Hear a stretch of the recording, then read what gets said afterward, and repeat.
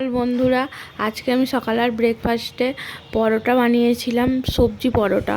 তো প্রথমে ময়দা নিয়ে নিলাম, ময়দার মধ্যে তেল দিয়ে দিলাম, তেলের পরে কালো জিরে, টক দই, তারপর চিনি, সাদা তেল, মানে সমস্ত কিছু যা যা ময়ান দেওয়ার লাগে সমস্ত কিছু, সামান্য নুন, সব কিছু দিয়ে ভালো করে ডো তৈরি করে নিলাম। ডোটা তৈরি করার পরে আমি তারপর সবজিগুলো সমস্ত কিছু একটু একটা পুর বানালাম। তার জন্য সবজিগুলো একটু চেঁচে নিলাম, মানে পুরো কুড়ে কুড়ে একদম চাঁচতে হবে জিনিসটা।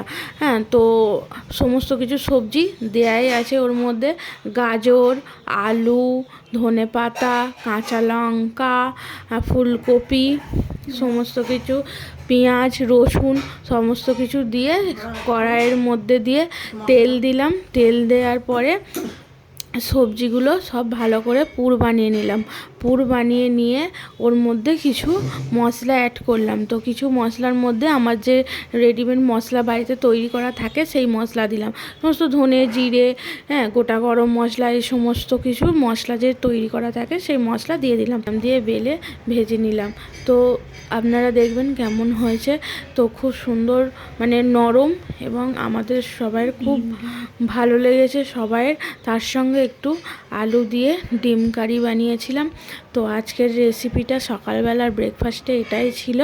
আর লাইক, কমেন্ট, সাবস্ক্রাইব করবেন প্লিজ প্লিজ।